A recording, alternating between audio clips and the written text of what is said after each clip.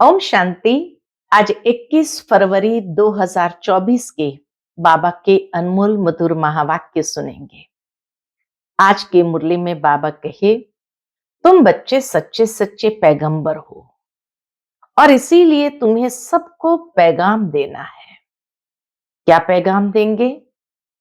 तो बाबा कहे, तुम कहो कि खुदा ने कहा है कि तुम सब अपने को आत्मा समझो, देह अभिमान छोड़ो और परमात्मा बाप को याद करो, तो तुम्हारे सिर पर से पापों का बोझा उतर जाएगा और एक बाप की याद से ही पावन बन जाएंगे। लेकिन बाबा कहे, ये पैगाम देने के लिए भी कौन सी विशेष धारणा बच्चों में होनी चाहिए? तो अंतर्मुखी बच्चे ही ऐसा पैगाम सबको दे सकते हैं, क्योंकि अंतर्मुखी होकर जब वो खुद बाप की याद में रहते हैं तो बाबा कहे, ज्ञान की तलवार में यही याद का जौहर चाहिए जिससे तुम विजयी आत्मा बन सकते हो। तो ये पैगाम हमें सबको देना है। सुनते हैं आज के बाबा के अनमोल मधुर महावाक्य। ओम शांति। मीठे बच्चे, ज्ञान की तलवार में योग का जौहर चाहिए, तब ही विजयी होंगी। ज्ञान में योग का जौहर है तो उसका असर जरूर होगा। आज की मुरली से प्रश्न है, तुम खुदा के पैगंबर हो, तुम्हें सारी दुनिया को कौन सा पैगाम देना है? उत्तर है, सारी दुनिया को पैगाम दो कि खुदा ने कहा है तुम सब अपने को आत्मा समझो, पहली बात। दूसरा, देह अभिमान छोड़ो। तीसरा, एक मुझ बाप को याद करो तो तुम्हारे सिर से पापों का बोझा उतर जाएगा। एक बाप की याद से ही पावन बन जाएंगे। अंतर्मुखी बच्चे ही ऐसा पैगाम सभी को दे सकते हैं। ओम शांति। बाप ने समझाया है कि कोई भी मनुष्य मात्र, फिर चाहे दैवी गुण वाला हो या आसुरी गुण वाला हो, उनको भगवान नहीं कह सकते। यह तो बच्चे जानते हैं। दैवी गुण वाले होते हैं सतयुग में, आसुरी गुण वाले होते हैं कलयुग में। इसलिए बाबा ने लिखत भी बनाई है कि दैवी गुण वाले हो या आसुरी गुण वाले हो, सतयुगी हो या कलयुगी, यह बातें बड़ी मुश्किल से मनुष्य को समझ में आती है। तुम सीढ़ी पर बहुत अच्छी रीति समझा सकते हो। तुम्हारे ज्ञान के बाण बहुत अच्छे हैं। बाबा कहे, तुम्हारे ज्ञान के बाण बहुत अच्छे हैं, परंतु उसमें जौहर चाहिए। और जौहर कैसे भरना है, ये भी बाबा सिखाते। जैसे तलवार में भी जौहर होता है, कोई बहुत तीखे जौहर वाले होते हैं। जैसे गुरु गोविंद सिंह की तलवार विलायत चली गई, उस तलवार को लेकर परिक्रमा देते हैं, बहुत साफ रखते हैं। कोई 2 पैसे की तलवार भी होती है जिसमें जौहर होता है, वह बहुत तीखी होती है, उनका दाम बहुत होता है। बच्चों में भी ऐसे हैं। बाबा कहे, बच्चों में भी ऐसे हैं। कोई में ज्ञान बहुत है, योग का जौहर कम है। जो बांधेले हैं, गरीब है, वह शिव बाबा को बहुत याद करते हैं। उनमें ज्ञान कम है, तो किसी में ज्ञान अच्छा है, योग कम है, किसी में योग बहुत है और ज्ञान कम है। योग का जौहर बहुत है, वह तमो प्रधान से सतो प्रधान बन रहे हैं। जैसे एक अर्जुन भील का भी मिसाल दिखाते हैं। अर्जुन से भी भील तीखा हो गया बाण मारने में, अर्जुन अर्थात जो घर में रहते हैं, रोज सुनते हैं, उनसे बाहर रहने वाले तीखे हो जाते हैं। जिनमें ज्ञान का जौहर है, उनके आगे वह भरी ढोते हैं। कहेंगे भाभी, फिर कहेंगे भाभी। कोई फेल होते हैं व दिवाला मारते हैं तो नसीब पर हाथ रखते हैं। ज्ञान के साथ योग का जौहर भी जरूर चाहिए। जौहर नहीं तो गोया कुक्कड़ ज्ञानी है। बच्चे भी फील करते हैं। कोई का पति में, कोई का किस में प्यार होता है। ज्ञान में बहुत तीखे होते, लेकिन अंदर खिटखिट रहती है। यहां तो बिल्कुल साधारण रहना है। सब कुछ देखते हुए जैसे देखते ही नहीं। बाबा धारणा बताते हैं, याद का जौहर कैसे भरना है। सब कुछ देखते हुए जैसे देखते ही नहीं। एक बाप से ही प्रीत है, तब तो गाया जाता है कम कार डे दिल यार डे। ऑफिस आदि में काम करते भी बुद्धि में याद रहे कि मैं आत्मा हूं। बाबा ने फरमान किया है कि मुझे याद करते रहो। भक्ति मार्ग में भी कामकाज करते कोई न कोई इष्ट देवता को याद करते रहते हैं। वह तो है पत्थर का बूथ, उनमें आत्मा तो है नहीं।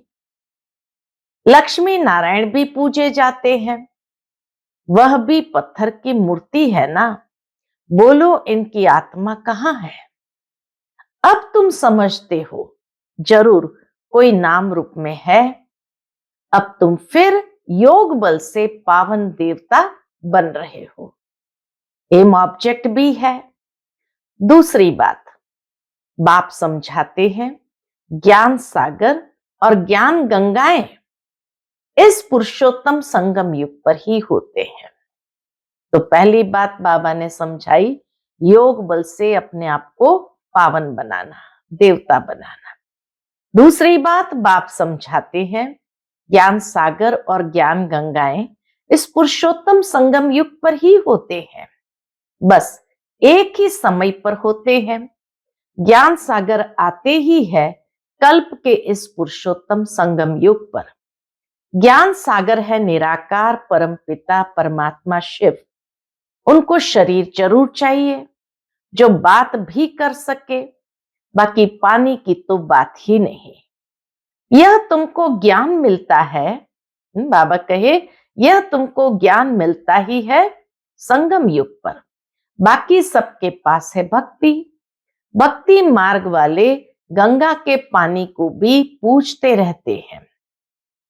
पतित पावन तो एक ही बाप है, वह आते ही एक बार है जब पुरानी दुनिया बदलनी है। अब ये किसको समझाने में बुद्धि भी चाहिए। एकांत में विचार सागर मंथन करना पड़े। क्या लिखे, बाबा कहे, क्या लिखे जो मनुष्य समझ जाए कि ज्ञान सागर परमपिता परमात्मा एक शिव ही है। वह जब आते हैं तो उनके बच्चे जो ब्रह्मा कुमार कुमारियां बनते हैं, वह ज्ञान धारण कर ज्ञान गंगाएं बनती है।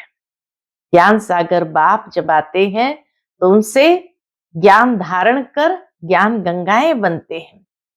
अनेक ज्ञान गंगाएं हैं जो ज्ञान सुनाते रहते हैं, वही सदगति कर सकते हैं।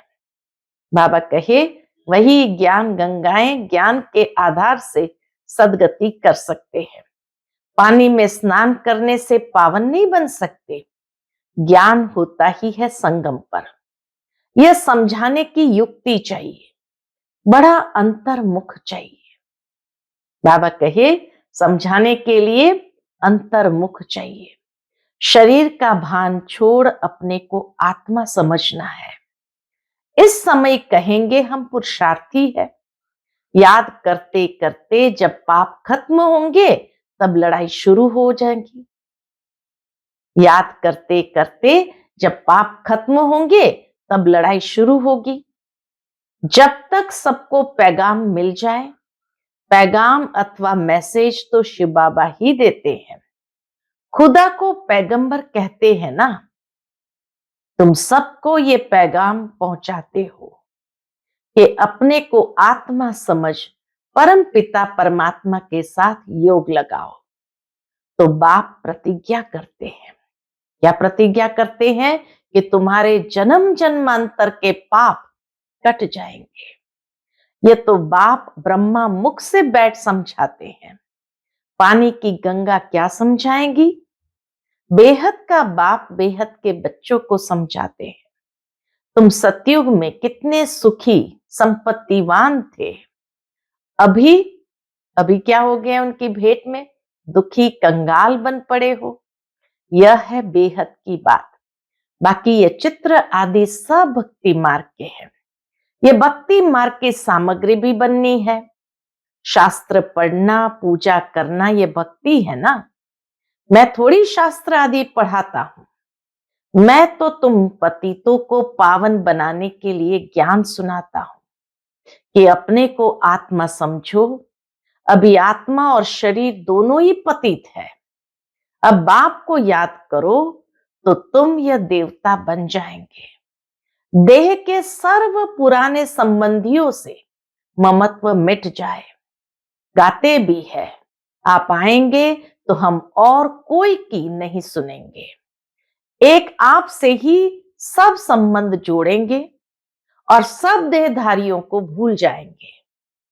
अब बाप तुमको अपना वायदा याद कराते हैं। बाप कहते हैं, मेरे साथ योग लगाने से ही तुम्हारे विकर्म विनाश होंगे। तुम नई दुनिया के मालिक बन जाएंगे। यह है एम ऑब्जेक्ट। राजाओं के साथ प्रजा भी जरूर बननी है।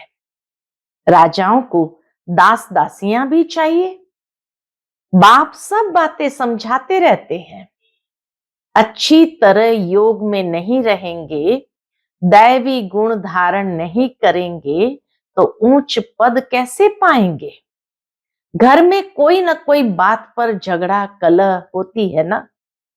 बाप लिख देते हैं, तुम्हारे घर में कलह है इसलिए ज्ञान ठहरता नहीं। बाबा पूछते हैं, स्त्री पुरुष दोनों ठीक चलते हैं? चलन बड़ी अच्छी चाहिए, क्रोध का अंश भी न रहे। बाबा कहे, क्रोध का अंश भी न रहे। अब तो दुनिया में कितना हंगामा और अशांति है। तुम्हारे में बहुत ज्ञान योग में तीखे हो जाएंगे तो और भी बहुत याद करने लग पड़ेंगे। तुम्हारी प्रैक्टिस भी अच्छी हो जाएगी और बुद्धि भी विशाल हो जाएगी। बाबा को छोटे चित्र इतने पसंद नहीं आते हैं। बाबा को छोटे चित्र इतने पसंद नहीं आते हैं। सब बड़े बड़े चित्र हो, बाहर मुख्य स्थानों पर रखो। जैसे नाटक के बड़े बड़े चित्र रखते हैं ना, अच्छे अच्छे चित्र बनाओ जो बिल्कुल खराब न हो। सीढ़ी भी बहुत बड़ी बड़ी बनाकर ऐसी जगह रखो जो सबकी नजर पड़े। सीट पर ही रंग आदि ऐसा मजबूत हो, जो शीट यूज करते हैं बाबा कहे उस पर रंग आदि ऐसा मजबूत हो जो पानी व धूप में खराब न हो। मुख्य स्थानों पर रख दो। सेवा के लिए बाबा का कितना विचार सागर मंथन चलता है कि मुख्य स्थानों पर रख दो। या कहीं एग्जीबिशन होती है तो मुख्य बड़े 2-3 चित्र ही काफी है। ये गोला भी वास्तव में दीवार जितना बनना चाहिए। भल 8-10 आदमी उठाकर रखे, कोई भी दूर से देखे तो एकदम क्लियर मालूम पड़ जाए। सतयुग में तो और सब इतने धर्म होते नहीं, वह तो आते ही बाद में है। पहले तो स्वर्ग में बहुत थोड़े मनुष्य होते हैं, अब स्वर्ग है या नर्क, तुम इस पर बहुत अच्छी तरह समझा सकते हो। जो आए उनको समझाते रहो। बड़े बड़े चित्र हो, कैसे पांडवों के बड़े बड़े भूत बनाते हैं। तुम भी पांडव हो ना। शिव बाबा तो संगम पर पढ़ाते हैं। वह श्री कृष्ण है सतयुग का फर्स्ट प्रिंस। तुम समझाते समझाते अपनी राजाई स्थापन कर लेते हो। कोई पढ़ते पढ़ते छोड़ देते हैं। स्कूल में भी कोई नहीं पढ़ सकते तो पढ़ाई छोड़ देते हैं। जो पढ़ाई नहीं पढ़ सकते तो छोड़ देते हैं।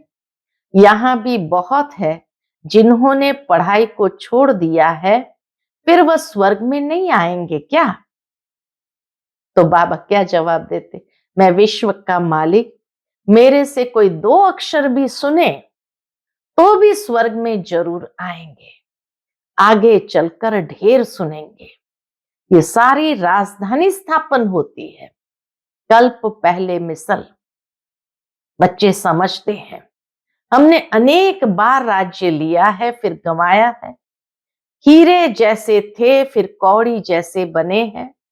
भारत हीरे मिसल था, अभी फिर क्या हुआ है? भारत तो वही होगा ना।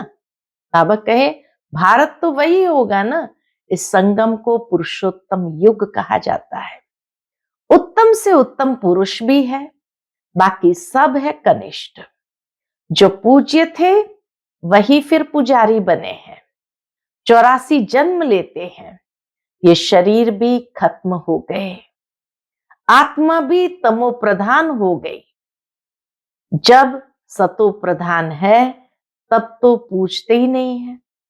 सतो प्रधान अवस्था में कभी किसी की पूजा करने की जरूरत नहीं, चैतन्य में है।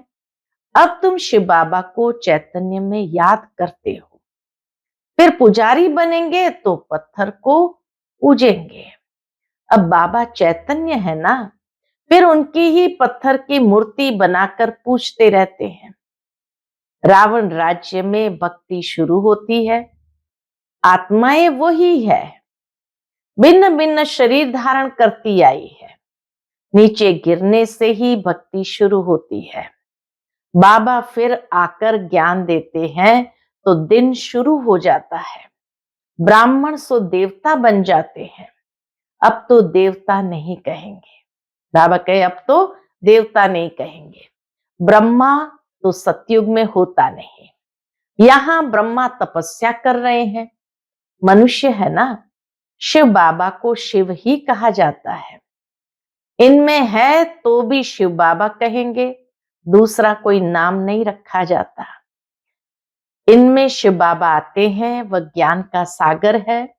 इस ब्रह्मा तन द्वारा ज्ञान देते हैं तो चित्र आदि भी बड़ी समझ से बनाने हैं। इसमें लिखत ही काम में आती है। पतित पावन, पानी का सागर या पानी की नदियां। बाबा के पूछो पतित पावन कौन, पानी का सागर या पानी की नदियां? वह ज्ञान सागर और उनसे निकली हुई ज्ञान गंगाएं ब्रह्मा कुमार कुमारियां हैं। कौन है? पानी का सागर व पानी की नदियां है, वह ज्ञान सागर और उनसे निकली हुई ज्ञान गंगाएं ब्रह्मा कुमार कुमारियां है। इनको ही बाप ज्ञान देते हैं। ब्रह्मा द्वारा जो ब्राह्मण बनते हैं वही फिर देवता बनते हैं। विराट रूप का चित्र भी बहुत बड़ा दिखाना है। यह है मुख्य चित्र। बाबा समझाते हैं मीठे बच्चे, तुम्हें अपनी सिविल बुद्धि बनानी है। जब बाबा देखते हैं कि इनकी क्रिमिनल आई है तो समझ जाते हैं ये चल नहीं सकेंगे। बाबा बच्चों को देखते ही समझ जाते थे ये चल नहीं सकेंगे। तुम्हारी आत्मा अब त्रिकालदर्शी बनती है। ये कोई विरला समझते हैं, बहुत बुद्धू है। बाबा कहे कई बच्चे बहुत बुद्धू है, बाप को फारगती दे देते हैं। क्यों बाबा ने बुद्धू कहा? बाप को ही फारगती दे देते हैं। यह तो बच्चे समझते हैं कि राजधानी स्थापन हो रही है, इसमें सब चाहिए। पिछाड़ी में सब साक्षात्कार होंगे। फर्स्ट क्लास दास दासियां भी बनेगी। फर्स्ट क्लास दासी कृष्ण की पालना करेगी। बर्तन साफ करने वाली, खाना खिलाने वाली, सफाई करने वाली सब होंगी। कृष्ण के महल में हर प्रकार की दासी होगी। यहां से ही निकलेंगी। फर्स्ट नंबर वाली जरूर अच्छा पद पाएंगी।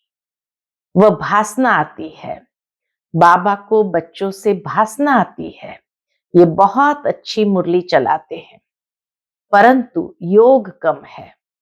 कोई स्त्री पुरुष से भी तीखी हो जाती है, कोई स्त्री पुरुष से भी तीखी हो जाती है। एक ज्ञान में है, कहते हैं बाबा दूसरा पहिया ठीक नहीं है, एक दो को सावधान करना है। प्रवृत्ति मार्ग है ना, जोड़ी एक जैसी चाहिए, आप समान बनाना है। पिछाड़ी में तुम दुनिया को ही भूल जाएंगे। बाबा कहे ऐसी अवस्था हो जाएगी जो पिछाड़ी में दुनिया को ही भूल जाएंगे। समझते हो ना कि हम हंस है, ये बगला है, किसमें कोई अवगुण किसमें कोई। चटा बेटी भी चलती है, मेहनत बहुत है भी बहुत सहज। सेकंड में जीवन मुक्ति, बिगर कौड़ी खर्च ऊंच से ऊंच पद पा सकते हो। इसलिए बाबा हमेशा मम्मा का मिसाल देते थे, बिना कौड़ी खर्च, बिगर कौड़ी खर्च ऊंच से ऊंच पद पा सकते हैं। गरीब जो है वह अच्छी सर्विस करते रहते हैं। ये तो पता है ना कि कौन कौन खाली हाथ आए हैं। बहुत कुछ ले आने वाले आज है नहीं, और गरीब बहुत उच्च मर्तबा पा रहे हैं। बाबा कहे इसलिए अपने आप को देखते चलो। अच्छा, मीठे मीठे सिकिलते बच्चों प्रति माता पिता बाप दादा का याद प्यार और गुड मॉर्निंग। रूहानी बाप की रूहानी बच्चों को नमस्ते। हम सभी रूहानी बच्चों की रूहानी माता पिता बाप दादा को याद प्यार, गुड मॉर्निंग और नमस्ते। नमस्ते, शुक्रिया बाबा, शुक्रिया। आज की मुरली से धारणा के लिए मुख्य सार है, पहली पॉइंट, ज्ञान तलवार में याद का जौहर भरने के लिए कर्म करते अंतर्मुखी बन अभ्यास करना है कि मैं आत्मा हूं। मुझ आत्मा को बाप का फरमान है कि निरंतर मुझे याद करो। एक बाप से ही सच्ची प्रीत रखो। देह और देह के संबंधियों से ममत्व निकाल दो। दूसरी पॉइंट, प्रवृत्ति में रहते एक दो को सावधान कर हंस बन उच्च पद लेना है। क्रोध का अंश भी निकाल देना है, अपनी सीवल बुद्धि बनानी है। आज का बाप दादा का मधुर वरदान हम बच्चों के प्रति है, साक्षी हो कर्मेंद्रिय से कर्म कराने वाले, कर्तापन के भान से मुक्त अशरीरी भव। साक्षी हो कर्मेंद्रिय से कर्म कराने वाले, कर्तापन के भान से मुक्त अशरीरी भव। जब चाहो शरीर में आओ और जब चाहो अशरीरी बन जाओ। कोई कर्म करना है तो कर्मेंद्रिय का आधार लो। कोई कर्म करना है तो कर्मेंद्रिय का आधार लो, लेकिन आधार लेने वाली मैं आत्मा हूं, यह नहीं भूले। करने वाली नहीं, कराने वाली। कर्मेंद्रिय से कर्म कराने वाली। तो बाबा कहिए नहीं भूलो, कराने वाली हूं। जैसे दूसरों से काम कराते हो तो उस समय अपने को अलग समझते हो, वैसे साक्षी हो कर्मेंद्रिय से कर्म कराओ तो कर्तापन के भान से मुक्त अशरीरी बन जाएंगे। कर्म के बीच बीच में एक दो मिनट भी अशरीरी होने का अभ्यास करो तो लास्ट समय में बहुत मदद मिलेगी। बाबा कहे कर्म के बीच बीच में एक दो मिनट भी अशरीरी होने का अभ्यास करो तो लास्ट समय में बहुत मदद मिलेगी। यह अभ्यास की मदद मिलेगी। आज का स्लोगन है, विश्व राजन बनना है तो विश्व को सकाश देने वाले बनो। विश्व राजन बनना है तो विश्व को सकाश देने वाले बनो। जरूर है, सारे विश्व के ऊपर जैसे लाइट की किरणें दे करके हर आत्मा तक जैसे वो लाइट की किरणें पहुंच रही है। तो इस तरह से मनसा सेवा, सकाश देने की सेवा करनी है। एक तरफ बाबा से लेते जाना है, दूसरी ओर देते जाना है। क्योंकि स्वयं अगर देंगे बिना बाबा के, तो बाबा कई बार जैसे मिसाल देते हैं, 0 पावर का बल्ब होगा तो उसकी लाइट कहां तक जाएगी, और 1000 पावर का बल्ब होगा तो उसकी लाइट कितनी दूर तक जाएगी। ठीक इसी तरह परमात्मा संपूर्ण है, तो उनसे पावर लेते जाओ और दूसरी ओर दुनिया की आत्माओं को वो किरणें देते जाओ। तो जैसे देते जाएंगे तो फुल पावर में देंगे। तो इसीलिए बाबा से लेकर के देना है। अच्छा, ओम शांति।